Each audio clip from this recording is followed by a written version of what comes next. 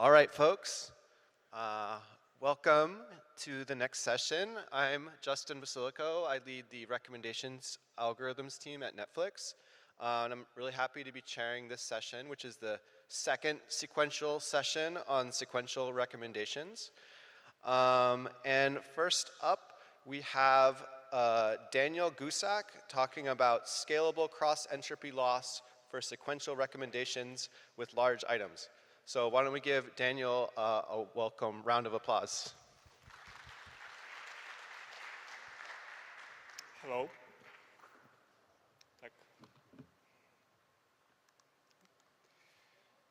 Hello, my name is Danil. I'm a first-year PhD student at Skolkovo University, and I would like to present you our paper about scaling cross-entropy loss for sequential recommendations.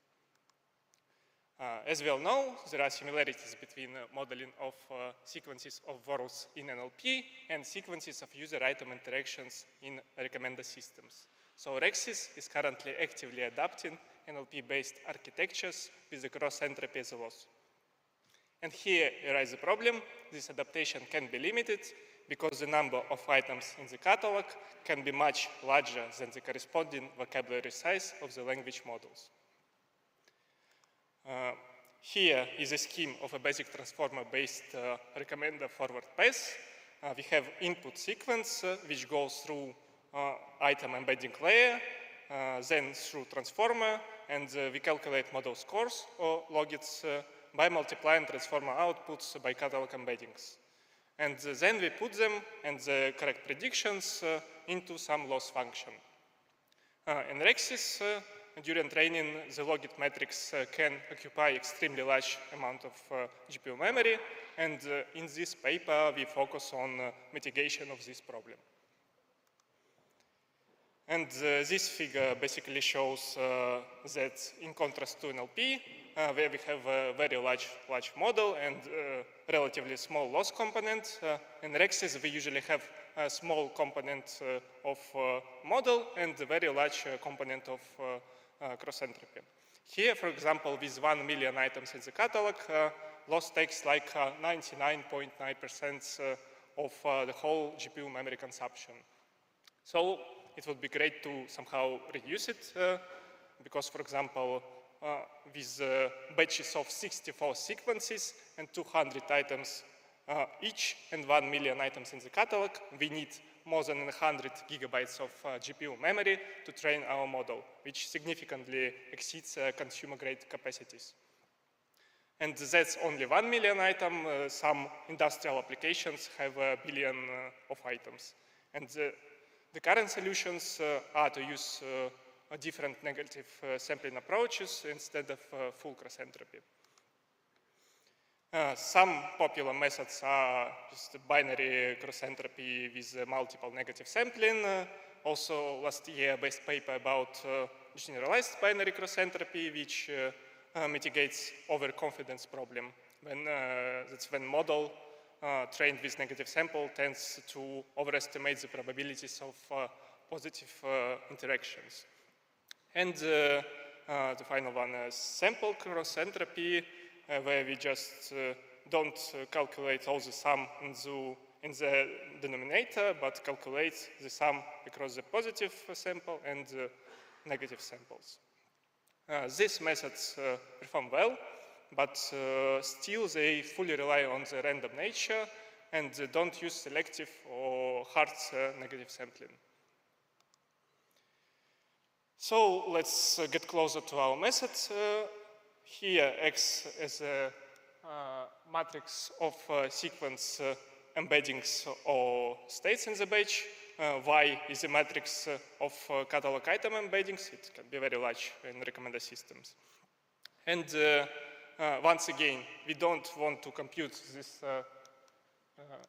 this large tensor of logits. Instead, we want to somehow approximate it.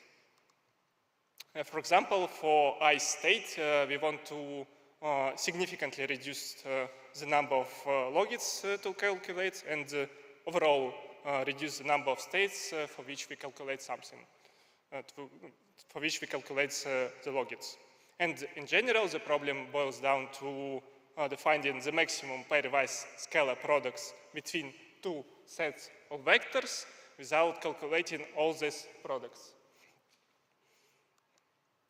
So in our paper, we try to do it by maximizing amount of preserved information after approximation, which means we basically compute only logits with largest absolute values of derivative of loss by logits. We don't actually need this large derivation. We only need the result. If we look at it, we see that this derivative actually varies from -1 to 1, and it's close to 1, and it's close to -1 when the model gives a low probability for the correct item, and it is close to 1 when the model gives high probability for the item the user actually didn't interact with. And we need to somehow find these both types of cases in advance. Okay, cases of the first types are easy to find because we know ground truth items and we can just calculate logits for them. Cases of the second type harder to find because we don't know ground truth items for them. And together we will try to do it. So intuition behind our solution is simple. If we have vector x and y which are both close to some random vector b, then likely these vectors x and y are close to. And we try to transfer this intuition to the matrices and generate small set b of random vectors, then split vectors from x and y into neighborhoods or buckets around these vectors in b, and calculate logits only between vectors within the buckets. And the first step is to project both matrices of the states and catalog embeddings onto our random B. You can just think of it as similar to how we before multiplied x by y transposed and obtained our large matrix of logits. Here, similarly, we find the logits, but with respect to a small random matrix B. Okay, so we obtained our projections and for both x's and y's, and then for each random vector in B, we sort these logits or dot products and leave top k ones.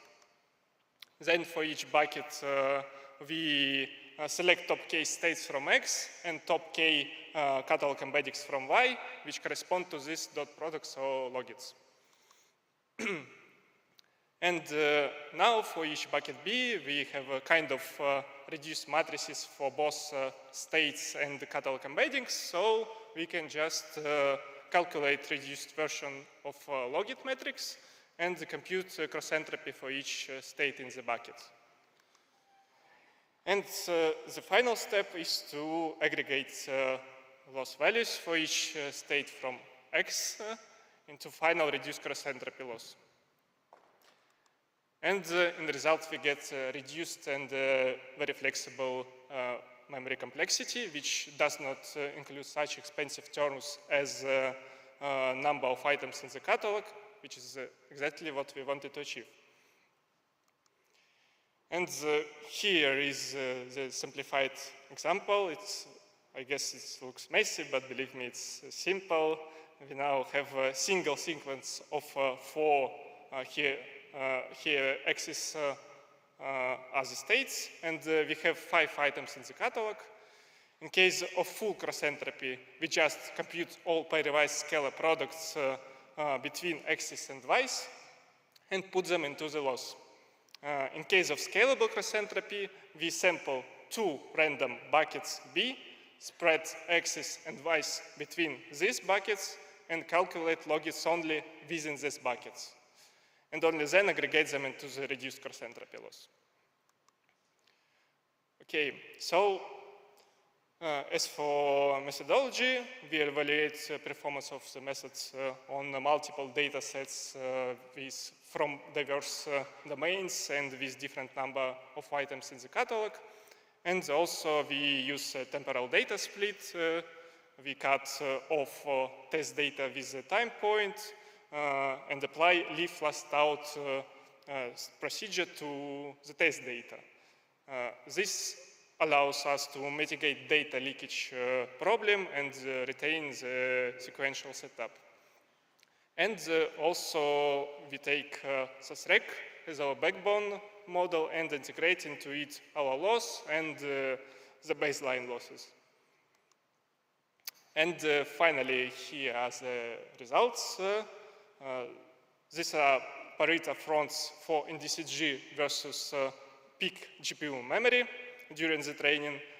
We can see that our methods, the top green line, actually significantly outperforms all the baselines on almost all the datasets in terms of memory performance trade-off paradigm. These results are only for NDCG at 10, but for the hit rate and coverage and for different values of top K, the behavior is similar. You can either believe me or check in the paper. Furthermore, below are the same points, but already in the NDCG versus training time axis. Ideally, we want the points of our methods to be in the top left corner, which corresponds to good accuracy with a small training time.